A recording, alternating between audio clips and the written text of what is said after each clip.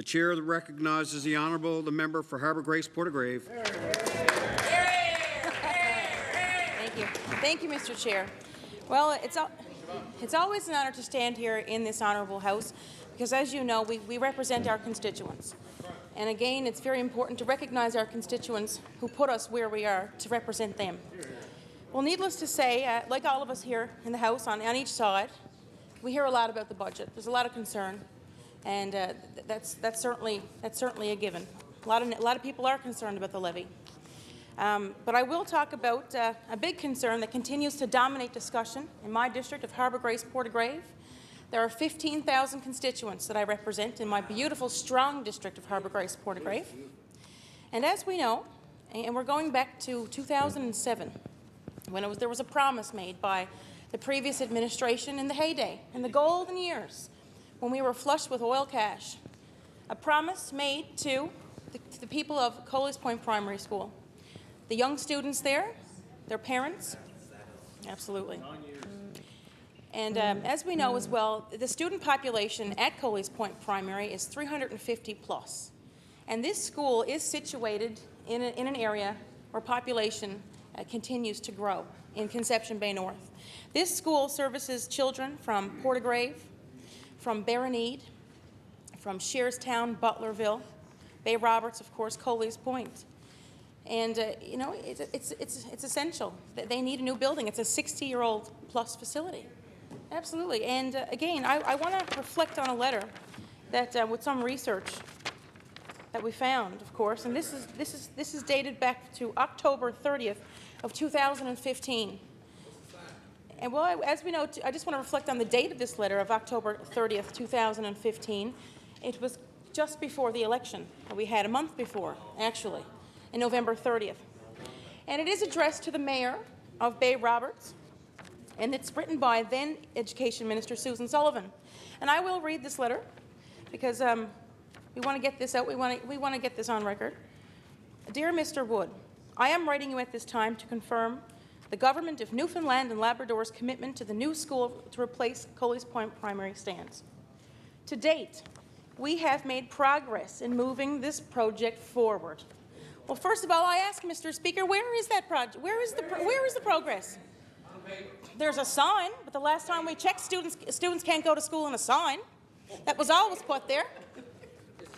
This past summer, a site for the new school adjacent to Amalgamated Academy was expropriated on behalf of Newfoundland and Labrador English School Board. In addition, a floor plan and concept design has been completed and detailed design work is currently underway. Now, we saw the sketch, but after some research as well, the Minister of Municipal Affairs had found out that this, in fact, wasn't true. That's right. It is anticipated the school will be tender-ready in 2016. What year is this, Mr. Speaker? It is 2016. Attached, please find an architect's drawing depicting the appearance of the building.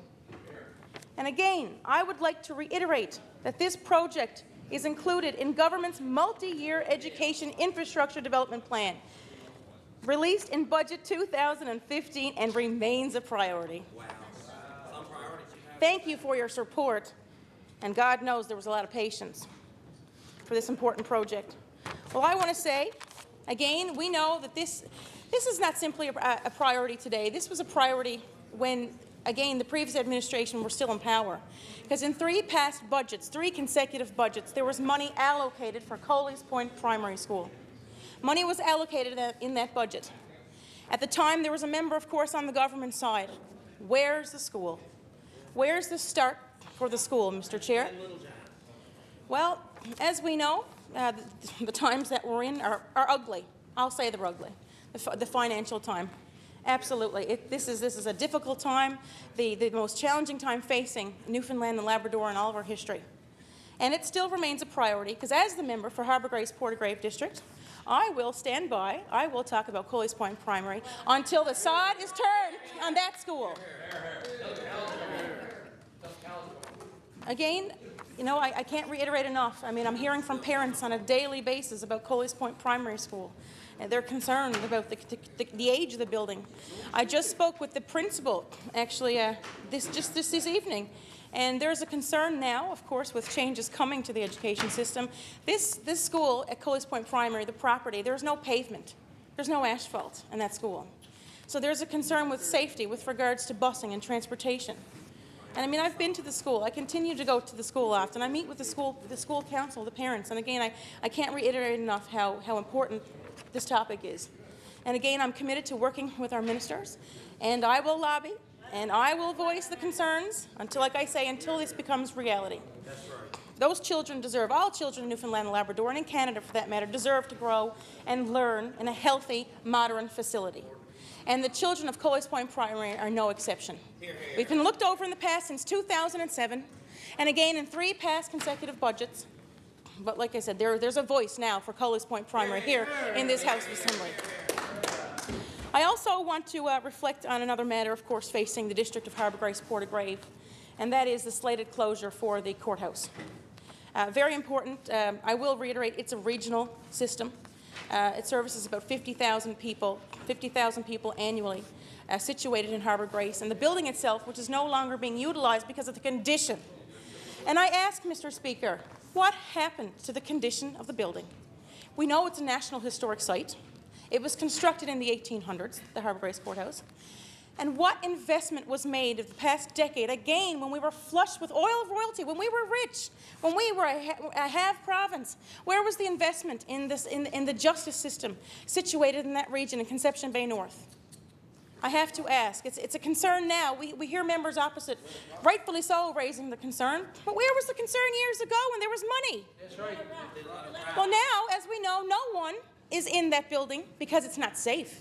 It was left to rot, and they are utilizing an alternative building in Harbour Grace, the town of Harbour Grace.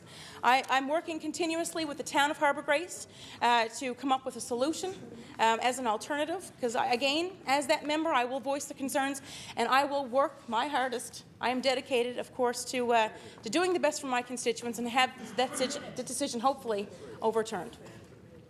But again, and the members opposite, of course, they raise questions here, and rightfully so. That's their job, and I respect them. And I will say I do respect the members opposite. Each and every one of them, they're here for their constituents. They're good members. They stand up for their constituents. But again, we'd be remiss not to remember, the course of the famous, or the infamous, rather, one of the longest filibusters in the history of our province, of Bill 29. Now, it's been said to me that Bill 29 didn't hit constituents in the pocketbook, but I disagree. Because when that bill was put in place, that took us back compared to third world countries with regards to access to information. It was a secrecy bill. And how much legislation we know that Muskrat Falls was pushed through under Bill 29. Is that right? We know that Bill. So is Muskrat Falls hitting constituents and residents of our province in the pocketbooks?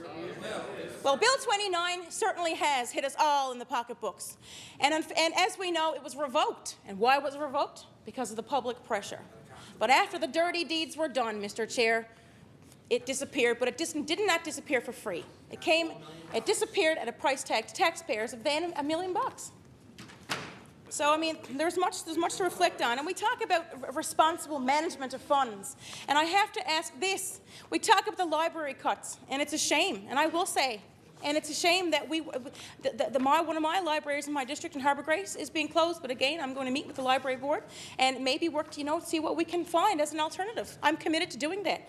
But I have to ask, what about the Humber Valley paving contract? It disappeared. Poof, gone. But again, it did not disappear for free. It did not disappear for free. It disappeared at $19 million to taxpayers. And why? Why? Do we even know why it disappeared? Well, it's going to be a long night. Again, the honourable member opposite mentioned that, reflected on the time. It is going for 10:30 tonight. We will be sitting a long time here in the House of Assembly, but we'll do that. And we do that for our constituents, and the people deserve that. But again, I will reiterate the importance of the replacement for Colleys Point Primary School. 350 students plus in an area with an expanding population. Again, a 60-year-old facility. Promises were made It was in the budget. How happy was the local newspaper, The Compass, to come out and report, and the parents were so happy. Yes, there's money for this school, but it did not happen. And again, I'm committed to working with the ministers. They'll hear from me every day, which they have. They've been hearing from me since prior to the election, and they will. And I'm committed to representing the constituents of Harbour Grace, Portagrave. Order, please. Order, Thank please. you, Mr. Speaker. Remind the honourable member that her time has expired.